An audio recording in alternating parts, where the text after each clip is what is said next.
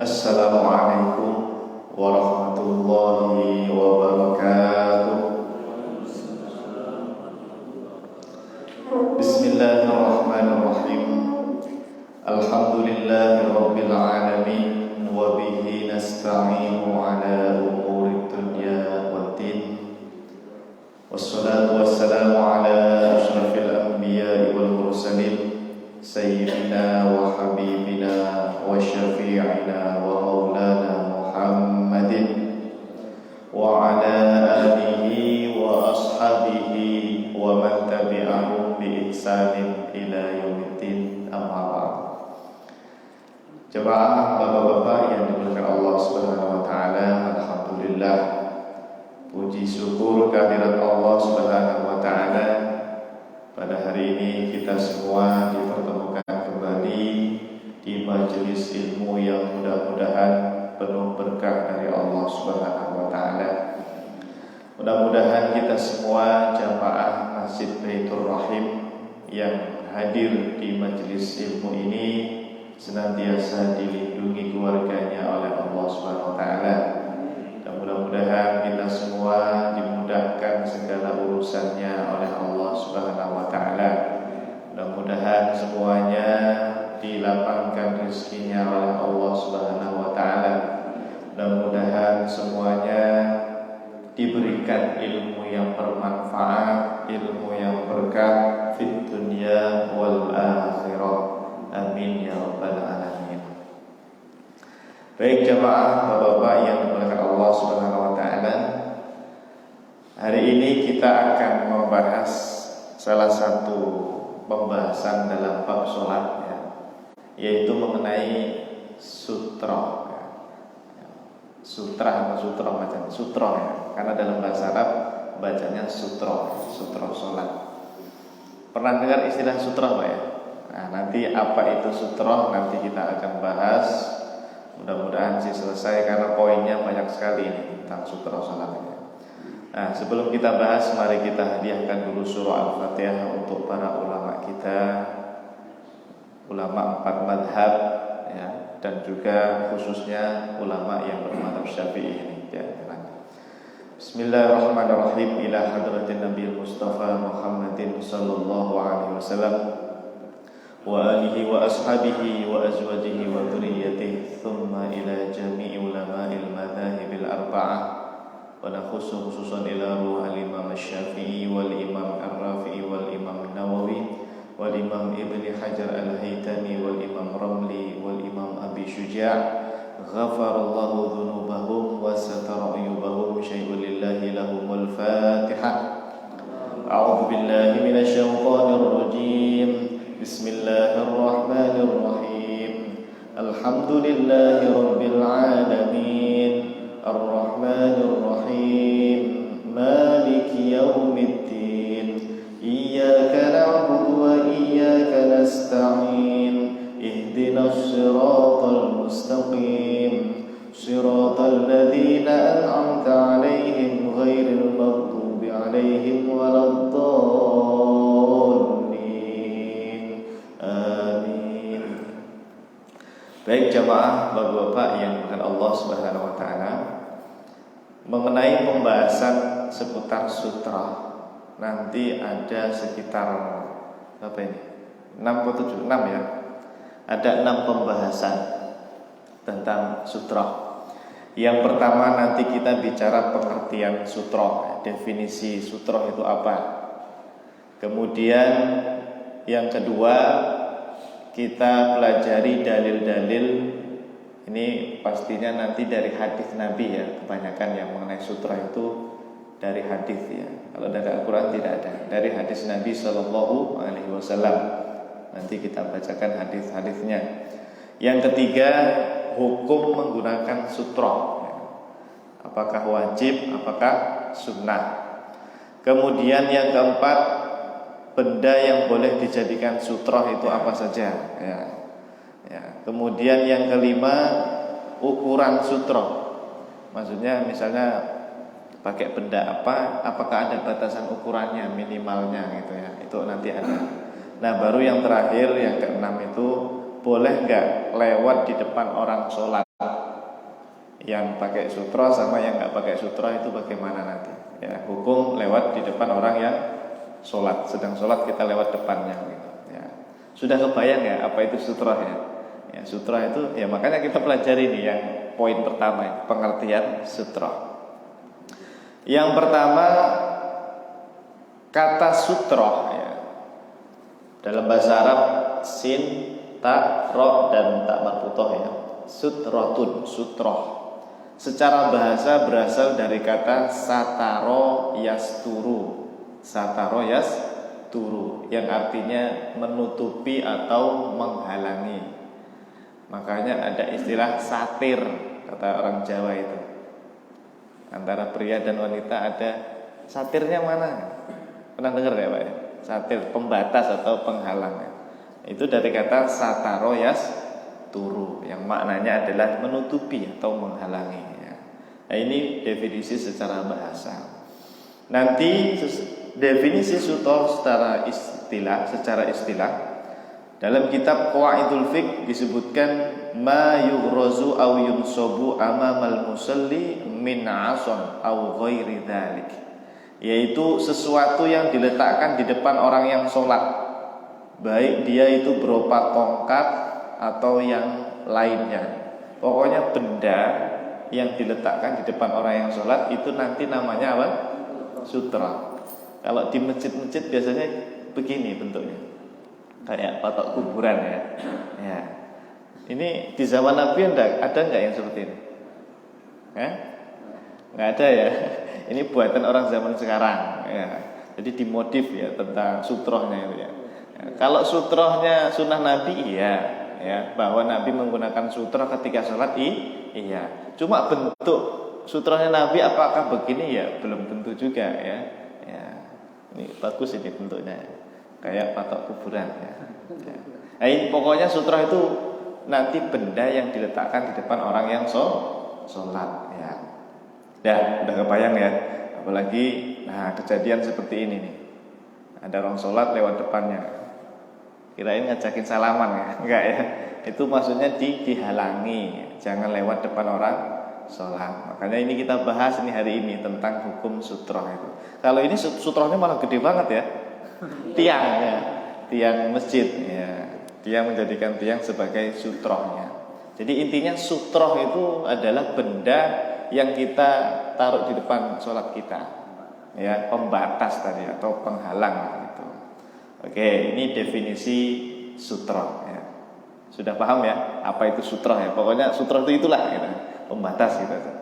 Nah selanjutnya poin yang kedua, setelah kita mengetahui tentang pengertian atau definisi sutra, yang kedua adalah bicara tentang dalil ya. Dalil ini nanti banyak sekali. Ada dalil itu Pak seolah-olah nanti menggunakan sutra itu hukumnya wajib, kayak wajib, harus pakai sutra. Tapi nanti ada juga dalil-dalil dari Nabi, hadis sutra itu ya, seolah-olah nanti hukumnya tidak wajib ya. Nah ini kita tampilkan dulu hadis-hadis yang seolah-olah menunjukkan sutra itu hukumnya wajib. Misalnya hadis riwayat Imam Muslim. Nabi Shallallahu Alaihi Wasallam bersabda, ini sengaja saya ambil matannya saja ya, karena panjangan nanti nggak muat ya. Tapi terjemahnya saya lengkapkan ya. Dari sahabat Ibnu Umar radhiyallahu anhu, beliau berkata, Rasulullah Shallallahu Alaihi Wasallam bersabda, la tusalli illa ila sutra. Nah, jangan sholat kecuali ila sutratin, menghadap ke arah sutra.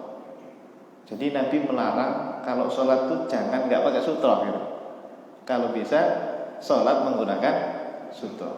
La tusalli, jangan sholat ila sutra, kecuali kamu menghadap sutra. Maka dari hadis ini seolah-olah nanti menunjukkan sutra itu wajib begitu. Kata sebagian ulama ada. Maka nanti kita sebutkan siapa sih ulama yang mewajibkan menggunakan sutra itu. Apakah ulama 4 mazhab ada yang mewajibkan atau siapa nanti ya kita sebutkan. Wala tada' ahadan yamurru baina yadaik, dan jangan kamu biarkan orang lewat di depanmu kalau kamu lagi sholat. Lagi sholat ada orang lewat, jangan dibiarin aja Pak. Disuruh apa nanti? Disuruh memberi isyarat lah gitu ya. Dicegah begitu, dicegah. Nah mencegahnya ini nanti bagaimana?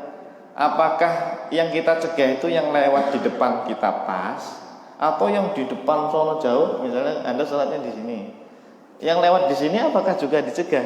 Hui, ya, kalau ngomong hui batal sholatnya ya. Maksudnya dicegah dengan tangan, nyampe apa enggak gitu. Nah di sini nanti kita bahas ya, yang dicegah itu seperti apa gitu ya.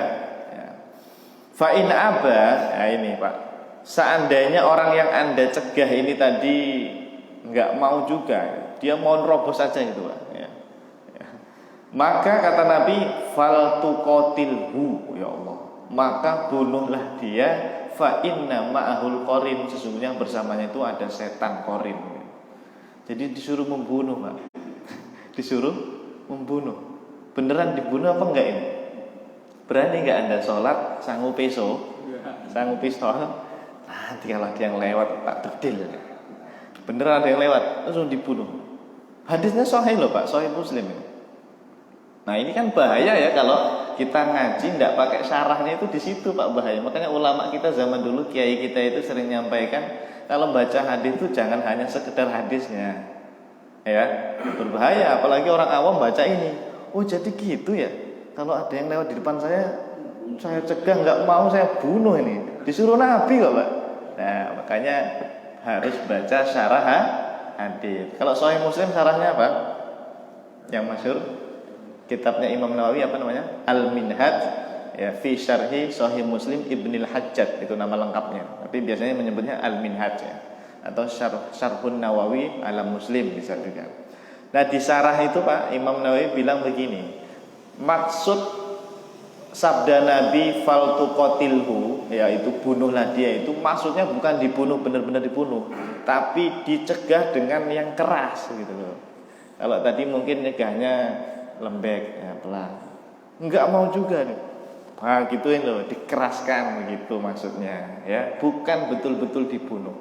Itu makna dari sabda Nabi fa in aba fal tuqatilhu itu ya. Imam Nawawi bilang begitu tentu bukan asal-asalan. Beliau punya sanad dari gurunya sampai sahabat, sampai Rasulullah Sallallahu Alaihi Wasallam ya. Jadi hati-hati ya, maknanya bukan betul-betul membunuh ya. Apa tadi maknanya? Dicegah dengan cegahan yang lebih keras lagi begitu. Kemudian ada hadis lain yang memang juga seolah-olah menunjukkan wajib menggunakan sutrah, yaitu riwayat Imam Al-Bukhari. Nabi Shallallahu Alaihi Wasallam bersabda, "Idza shalla ahadukum ila syai'in yasturuhu minan nas." Jika salah satu kalian sholat ya menggunakan apa tadi, sutroh ya, ada sesuatu di depannya supaya orang yang lewat itu terhalangi gitu. Fa arada ahadun an yajtaza baina yadayhi, kemudian ada yang mau lewat ya, kita sholat pakai sutroh, ada yang mau lewat, fal yadfa'hu, maka apa dicegah lah gitu ya, didorong lah atau disingkirkan begitu dengan tangan ya. Fa in aba fal yuqatilhu fa innama huwa syaitan. Kalau dia tidak mau juga, enggan ya, tetap lewat saja, maka dibunuh. Nanti maknanya bukan bunuh beneran ya. Nah, maknanya apa tadi? Dicegah dengan cegahan yang lebih keras lagi ya. Ini hampir mirip redaksinya dengan hadis yang tadi. Nah, itu dalil-dalil yang seolah-olah menunjukkan sutrah itu wajib, karena harus begitu ya. Apa tadi? Apalagi tadi hadis yang pertama itu ya, la tusolli ila sutra, la tusolli illa ila sutra. Nah sekarang dalil yang sebaliknya Pak. Bahkan ini nanti jadi dalilnya ulama 4 mazhab, yaitu hadis-hadis yang menunjukkan sutroh itu tidak wajib. Nah, kalau hadis tadi seolah-olah secara tekstual wajib ya, tapi kalau ini kebalikannya. Yang pertama hadis riwayat Imam Al-Bukhari. An Abdullah bin Abbas radhiyallahu anhu qala aqbaltu raqiban ala himarin atan wa ana yauma idzin qad nahastul ihtilam. Dari Abdullah bin Abbas radhiyallahu an, beliau berkata, ya, jadi kata beliau, ya, suatu hari beliau ini sedang sedang sholat, ya, dan juga menunggangi himar itu apa? Keledai, ya. Nah, itu tiba-tiba waktu itu Rasulullah sallallahu alaihi wasallam yusolli bimina. Jadi beliau ini Ibnu Abbas tadi naik unta atau apa tadi, keledai tadi ya. Bukan kedelai ya, keledai. Ini hewan ya. Dia lewat di depan Nabi yang mana Nabi itu sedang sholat. Berarti ini Nabi sholatnya itu di padang pasir lah gitu ya, di sebuah lapangan tempat yang luas, bukan di masjid ya. Di Mina. Ila ghairi jidarin, yang mana waktu itu Nabi sholat tanpa ada pembatas di depannya. Ila ghairi jidar itu tanpa ada, jidar itu kalau bahasa sekarang tembok lah ya, jidar dinding atau tembok ya. Jadi Nabi sholat itu tanpa menggunakan apa-apa depannya, kosong blong gitu loh. Tidak menggunakan sutroh yang tadi di hadis yang lain disebutkan ada sutrohnya. Nah, maka dari hadis ini nanti Pak, berarti sutroh itu nggak wajib. Kalau hanya baca hadis yang pertama, kedua tadi kayak wajib ya, harus. Tapi ternyata Nabi pernah sholat tidak menggunakan sutroh. Nah, ini menunjukkan nanti bukan wajib hukumnya ya. Hadis riwayat Imam Al-Bukhari. Hadis yang lain dari Ibnu Abbas juga radhiyallahu anhu qol. Ini hadis yang kedua, ini riwayat Imam Ahmad bin Hambal dan Imam Al-Baihaqi ya. Beliau ahli hadis ya. Anna Rasulullah sallallahu alaihi wasallam, sesungguhnya Rasulullah sallallahu alaihi wasallam shalla itu salat fi fadhain. Apa itu fi fadhain? Fadhain itu tempat terbuka lah, nggak ada bangunannya gitu. Ya tadi sholat di lapangan atau di padang pasir yang luas lah begitu ya, tidak di masjid. Fi fadha namanya, fadha. Laisa baina yadihi syai'un, yang mana Nabi waktu sholat itu tidak ada apa-apa di hadapannya, itu tidak menggunakan sutroh. Dan ini juga hadis sahih kata para ulama. Berarti sutroh itu tidak wajib gitu loh, karena Nabi pernah nggak pakai ya. Ada lagi ini hadis yang terakhir nih, riwayat yang ketiga ini, riwayat Imam Abu Dawud dan Al-Baihaqi. Anil Fadl bin Abbas qala atana Rasulullah sallallahu alaihi wasallam wa nahnu fi badiyatin lana wa Abu Abbas fa shalla fi sahra laisa baina yadayhi sutra wa hamara lana wa kalbah ya'bathan baina yadayhi fama bala dzalik. Ini hampir mirip dengan hadis yang pertama tadi sebetulnya, hadisnya Ibnu Abbas tadi. Yaitu Nabi SAW pernah datang ya kepada kami sedangkan kami sedang berada di gurun padang pasir. Bersama beliau ada Abbas, pamannya Nabi SAW radhiyallahu anhu, Abbas. Lalu beliau sholat di padang pasir. Nah, Nabi waktu itu sholat di padang pasir tanpa menggunakan sutroh. Bahkan Pak, yang unik Pak, Nabi pas sholat ada hewan bermain-main di depannya. Apa hewannya? Keledai betina dan anjing betina. Jadi ada anjing. Nabi sholat ada anjing di depannya. Ini kalau Anda sholat ada anjing di depan udah lari ya, takutan ya. Tergantung anjingnya itu galak atau enggak ya. Ini Nabi sholat di depannya ada hewan yang berkeliaran lah begitu. Ya, di antaranya keledai betina dan anjing betina. Ya bathani ayadahi, sedang main-main itu hewannya itu ya, berlari-lari lah mungkin. Namun Nabi Shallallahu Alaihi Wasallam tidak menghiraukannya. Maksudnya ya udah biarin aja lah gitu. Ya biarkan saja. Berarti Nabi ini sholat tanpa menggunakan sutroh ya, di padang pasir itu. Oke, nah ini beberapa hadis yang menunjukkan sutroh itu tidak wajib ya. Nah, oleh sebab itu, karena ini hadisnya tadi ada yang wajib, ada yang tidak wajib Pak ya, kita kan tidak bisa menyimpulkan apakah benar-benar nggak wajib, apakah wajib, apakah ada yang bilang wajib, apakah ada yang bilang sunnah. Maka kita sebutkan hukumnya ya, kita ambil pendapat ulama 4 mazhab dan ulama kontemporer nanti. Yang pertama, ada nanti yang bilang wajib, ada juga yang bilang sunnah. Yang bilang wajib itu siapa Pak kira-kira? Pernah nggak lihat temennya kalau sholat kok nggak pakai sutra itu nggak mau dia? Harus sholat harus pakai sutra. Jadi dia menganggap seolah-olah kalau nggak pakai sutra itu dosa. Ya, dosa karena dia menganggap wajib. Itu Pak sebetulnya dia itu ikut fatwa ulama kontemporer. Satu, Syekh Albani. Syekh Al-Albani yang pengarang sifat sholat Nabi itu ya, ada punya ya, kitabnya ya. Beliau mengatakan dalam kitabnya namanya Tamamul Minnah. Tamamul Minnah ini sebuah kitab taklik dari fikih sunnah. Pernah dengar kitab fikih sunnah? Kitabnya Syekh siapa?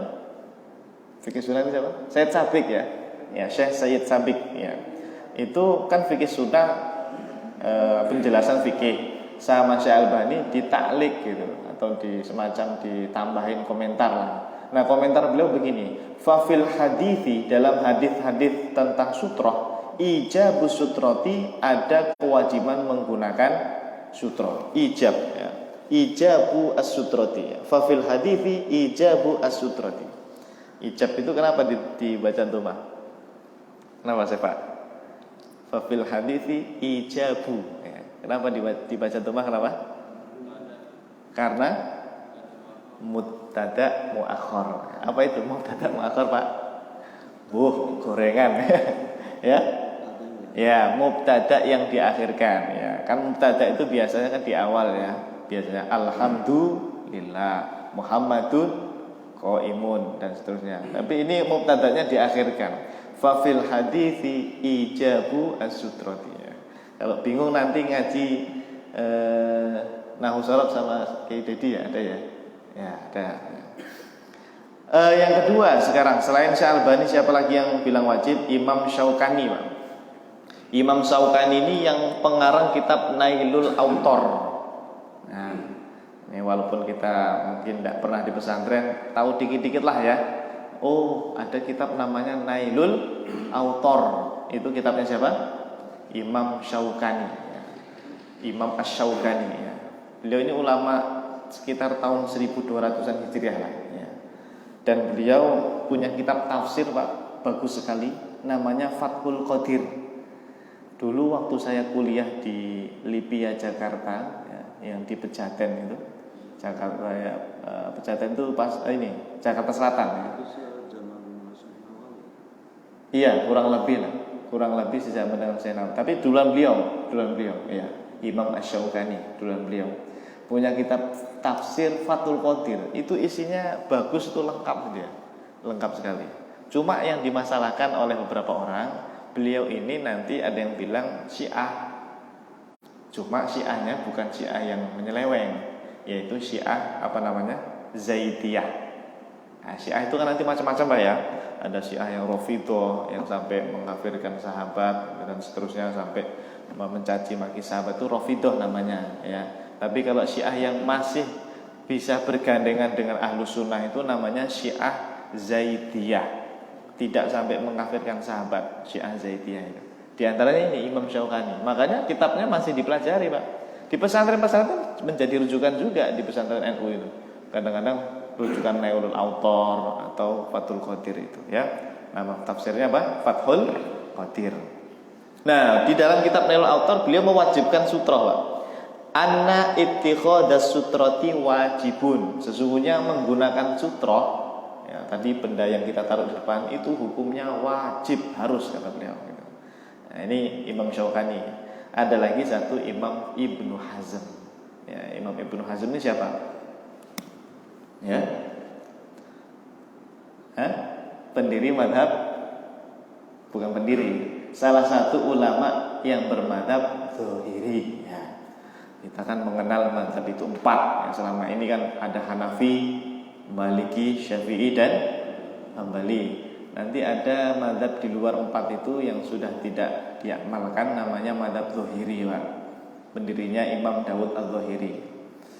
Imam Dawud Az-Zahiri ini dulunya itu madhabnya Syafi'i Pak dulu itu. Ya, sebelumnya itu beliau madhabnya Syafi'i, tapi kemudian keluar dari madhab Syafi'i, enggak mengamalkan madhab Syafi'i, dia beristihad sendiri gitu. Ya, mendirikan mazhab namanya Dzahiri. Nah, mazhab Dzahiri nanti dipopulerkan ulama namanya ini Imam Ibnu Hazm, begitu. Makanya kalau pengen tahu pendapatnya mazhab Dzahiri, baca kitabnya Imam Ibnu Hazm, namanya Al-Muhalla bil Athar. Apa? Al-Muhalla bil Athar. Catat nih, barangkali nanti ada yang nanya, kitabnya mazhab Dzahiri itu apa ya kalau pengen baca? Nah, namanya adalah Al-Muhalla bil Athar, kitabnya Imam Ibnu Hazm. Sekarang kita lihat yang hukumnya sunnah, siapa saja ulamanya. Siapa kira-kira?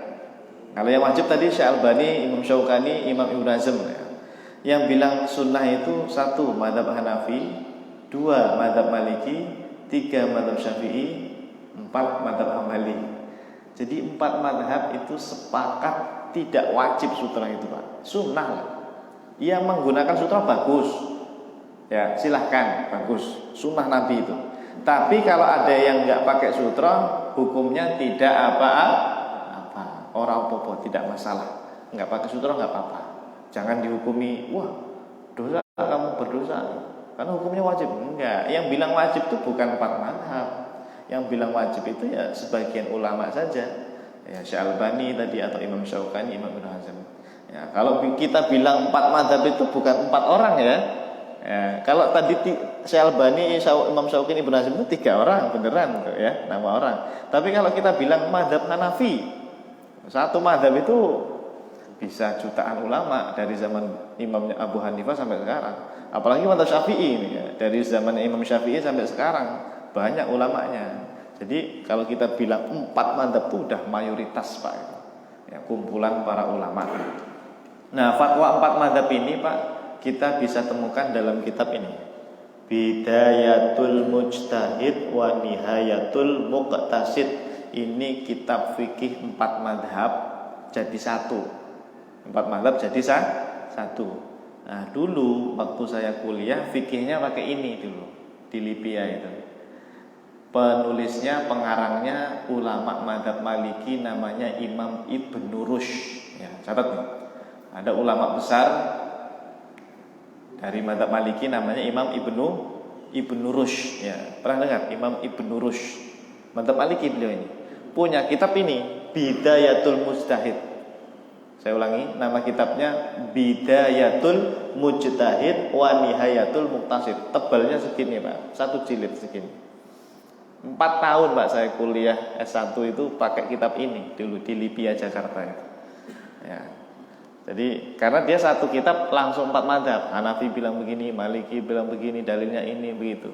Jadi nggak perlu kita ngambil kitab banyak ya. 1 kitab isinya langsung 4 ya.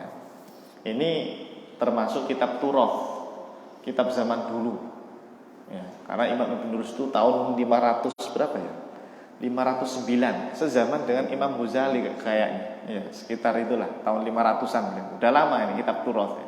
Makanya bahasanya kadang-kadang agak sulit kosakatanya ya. Kalau Anda pengen baca kitab 4 mazhab yang mudah ya, ini buat saya juga ya. 4 mazhab yang mudah, baca saja kitabnya Syekh Wahbah Zuhaili. Ya, lebih enak lagi tuh sistematisnya, lurut banget itu sistematika penulisannya. Itu nama kitabnya Al-Fiqhul Islami wa Adilatuhu. Ya, silahkan dibeli itu. Bagus itu, 4 mazhab jadi 1. Apa namanya tadi? Al-Fiqhul Islami wa Adilatuhu, karya Dr. Wahbah Zuhaili. Beliau ulama Syria, Pak, sudah meninggal, bermadzhab Syafi'i kalau beliau ini. Ya, Syekh Wahbah Zuhaili itu bermadzhab Syafi'i. Beliau nulis kitab fikih Islami wa Adilatuhu, 4 mazhab jadi 1. Bahkan beliau punya kitab fikih Syafi'i sendiri ada. Apa namanya, Pak? Fikih Syafi'i yang ditulis Syekh Wahbah Zuhaili ada. Al-Wajiz atau apa itu, lupa saya. Dah, kembali lagi. Dalam kitab Bidayatul Mujtahid kita baca ya, kata Imam Ibnu Rushd, wattafaqo al ulama'u bi ajma'ihim. Ya, bi ajma'ihim. Apa artinya? Para ulama semuanya itu sepakat, bi ajma'ihim semuanya. Kalau Ibnu Rushd bilang semuanya itu maksudnya itu 4 mazhab, Pak. Hanafi, Maliki, Syafi'i, Hambali. Apa? Alastihbabis sutrati bainal musalli wal qiblah, yaitu kesunahan menggunakan sutro ya, jadi sepakat sunnah hukumnya, bukan wajib. Karena bahasanya istihbab, bukan ijab. Ya, kalau ijab wajib ya. Yang ini menggunakan istihbab, kesunahan. Sutroh bainal musolli, yaitu sutroh yang di hadapan orang yang sholat, wal kiblat, antara orang yang sholat dengan kiblat, maksudnya di depannya itu. Idza shalla munfaridan kana au imaman. Nah, di sini jadi tahu Pak kita. Sutroh itu ternyata Pak, yang make itu hanya orang yang sholatnya munfarid, sama kalau dia jadi imam. Catat ini. Berarti kalau Anda jadi makmum, nggak perlu bawa patok kuburan tadi itu, nggak usah. Kalau jadi makmum, nggak usah pakai sutroh kalau jadi makmum itu. Ya. Emangnya ada Pak, saya pernah lihat itu di masjid mana ya. Dia mungkin karena ingin mengamalkan sunnah Nabi pakai sutroh ya. Tapi dia jadi makmum itu, bawa ditaruh di depannya gitu. Dia jadi makmum padahal sholat berjamaah gitu. Nah, ini berarti tidak tahu ilmunya tentang sutroh. Padahal sutroh itu kata para ulama khusus orang yang munfarid. Apa tadi munfarid? Kalau sholatnya sendirian. Anda kan sholat sunnah itu sendirian Pak, qobliyah ba'diyah atau sholat apalah, ke masjid misalnya, sholat duha atau apa. Nah, karena Anda sendirian, maka dianjurkan sutroh itu berlaku bagi Anda yang sholat sendirian tadi gitu. Entah pakai apa, depannya dinding, atau kalau di tengah ya pakai tasnya atau meja dan seterusnya, atau tadi yang kayak patok kuburan silahkan gitu. Itu kalau sholat sendirian silahkan. Atau imaman, apa itu? Orang yang jadi imam. Nah, kalau imam mah udah ada tembok depan itu ya, itu juga sutroh. Ya barangkali kalau sholatnya itu di lapangan Pak, pas Idul Fitri, Idul Adha, kan di depan imam kan kadang nggak ada apa-apa, langsung kiblat gitu kan ya. Nah yang seperti itu baru imam itu kalau bisa pakai sutroh depannya, pakai benda apa begitu. Ingat-ingat ya. Jadi sutroh itu hanya untuk yang sholat sendirian dan juga kalau dia jadi imam. Kalau jadi makmum ya, jika Anda menjadi makmum tidak perlu menggunakan sutroh. Oke, alhamdulillah. Nah ini difoto atau dicatat sudah ya. Barangkali nanti ada yang bertanya, siapa yang bilang wajib sutroh itu? Ya, Anda bisa jawab itu. Siapa yang bilang sunnah? 4 mazhab gitu ya, 4 mazhab. Satu lagi ya, setelah ini kita tanya jawab ya. Kayaknya nggak selesai semuanya nih ya. Berarti kita baru bicara definisi sama dalil dan hukum ya. Nanti ketentuan yang nomor 456 pertemuan selanjutnya. Satu lagi Pak, ini yang unik Pak. Fatwa ulama Saudi. Ulama Saudi yang sekarang kontemporer lah kan. Ada Syekh bin Baz, Syekh Utsaimin, Syekh Shalih Fauzan. Beliau ini ulama-ulama dari Saudi lah gitu ya. Justru ulama-ulama kontemporer dari Saudi ini fatwanya Pak yang unik sesuai dengan mazhab 4. Nah, sesuai dengan mazhab 4. Apa tadi fatwanya? Sutroh itu hukumnya tidak wajib atau sunnah tadi itu. Nah, ini unik nih. Kalau Syekh Albani tadi wajib. Tapi ulama-ulama Saudi tidak ada yang bilang wajib. Kalau tidak percaya kita bacakan. Syekh bin Baz beliau bilang, as-sholatu ila sutratin sunnatun muakkadatun wa laysat wajibatan. Wa laysat wajibatan. Sutroh itu ya, sholat menggunakan sutroh itu sunnah muakkadah, sunnah yang sangat dianjurkan, wa laysat wajibatan, dan tidak wajib. Ini Syekh bin Baz, mufti Arab Saudi. Ya.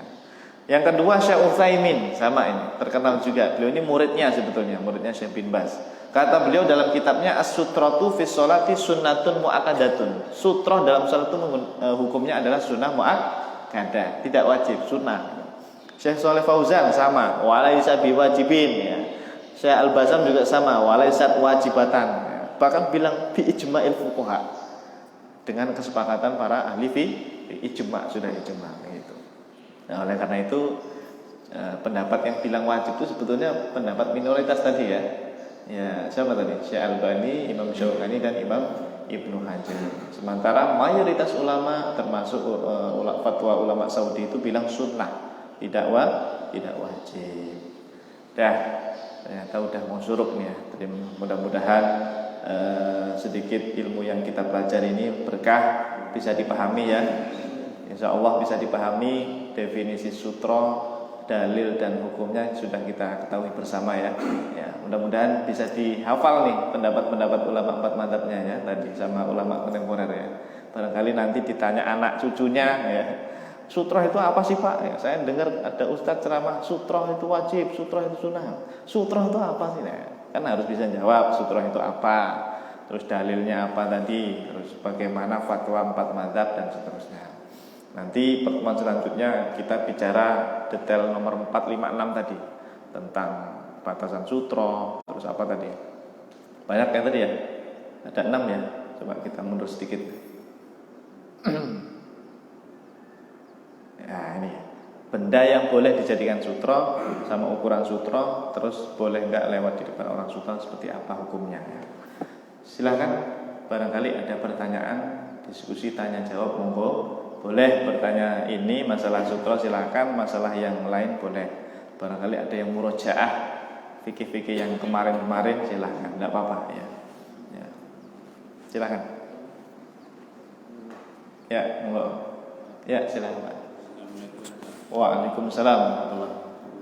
Nanya mengenai orang yang lewat di depan. Ya.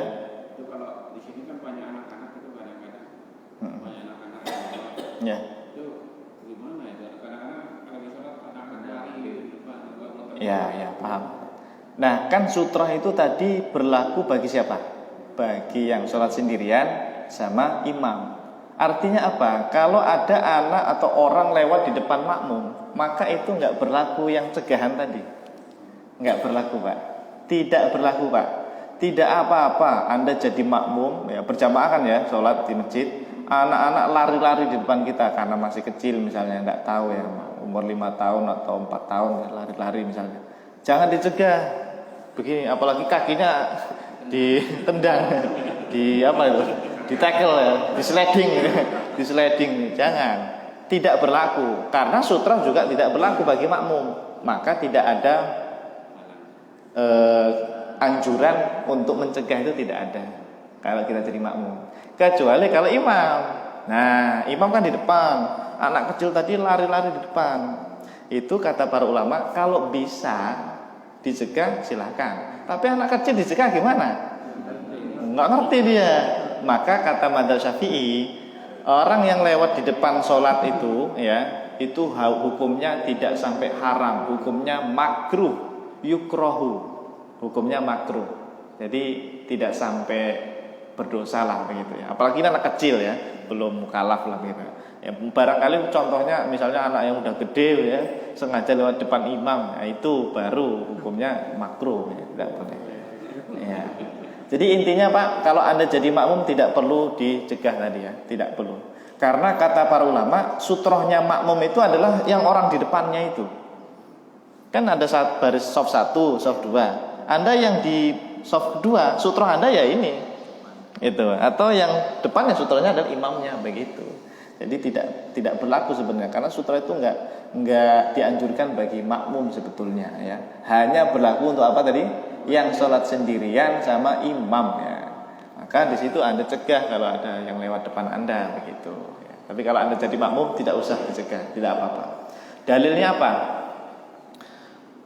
Tadi ada nggak di hadis tadi ya?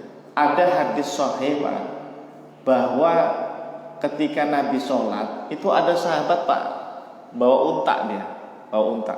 Jadi Nabi dengan sahabat itu sholat di padang pasir lah itu tadi ya. Ada yang bawa unta, dia sengaja lewatnya itu di apa namanya? Di antara shaf, bukan di depan imam, bukan di depan Rasulullah. Di shaf. Mungkin masuk di shaf 2 atau 3 itu. Sengaja banget tuh lewat situ ya.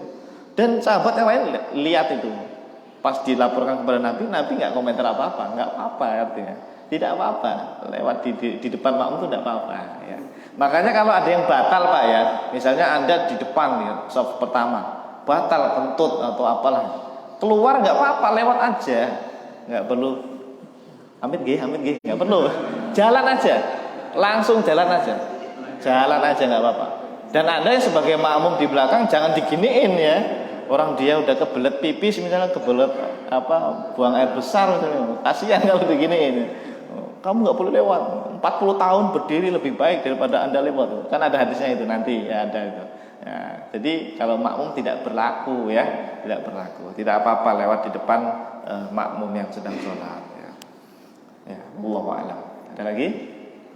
Ya, enggak, silakan. Waalaikumsalam. Mengenai Aurat.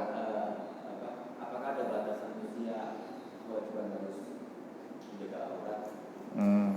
Ya, oke. Masih ada? Ya, sama.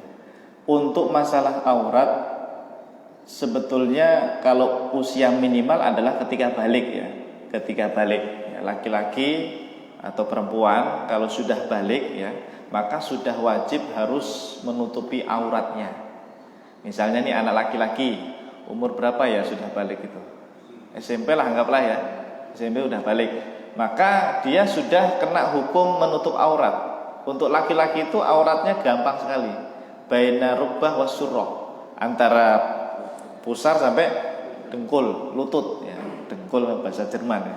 Lutut ya. Antara pusar sampai lutut itu aurat laki-laki. Berarti dia harus menutupinya ya. Walaupun di depan sesama laki-laki, Pak. Walaupun di depan sesama laki-laki ya. Jangan mentang-mentang satu kos laki-laki semua, Anda pakai celana pendek banget, pahanya kelihatan. Itu dosa madzhab Syafi'i. Ya, hati-hati apalagi main futsal. Nah, main futsal kok celananya pendek banget, Pak. Ya selama futsal berdosa itu karena auratnya. Walaupun laki-laki semua loh, Pak. Karena itu dia sudah mengumbar aurat, walaupun orang siapa juga yang doyan gitu ya. Sesama laki-laki ya, terong makan terong enggak mungkin kan ya. Tapi secara hukum dia berdosa karena sudah memperlihatkan auratnya. Itu aurat sesama laki juga sama berlaku antara pusar sampai lutut ya. Terus kalau perempuan kalau sudah balik ya, ini kita bicara usia minimal dulu ya. Kalau sudah balik yaitu ditandai dengan sudah haid ya gitu ya. Maka dia sudah wajib menutup auratnya. Mungkin kalau waktu kecil dia nggak pakai jilbab, maka sekarang sudah wajib menggunakan hijab atau jilbab. Ya, untuk madzhab Syafi'i itu fatwa resminya, Pak ya. Ini fatwa resminya adalah seluruh tubuh wanita itu aurat kecuali wajah dan telapak tangan kalau bahasanya. Tapi telapak itu bukan hanya depannya doang ya. Maksudnya juga bagian punggungnya juga. Dhahron wa batinan. Dhahron itu ini, wa batinan itu dalam. Jadi dua-duanya enggak aurat. Jadi nggak perlu ditutupi ini yang atas itu nggak perlu ditutupi. Kalau madzhab Syafi'i nggak harus.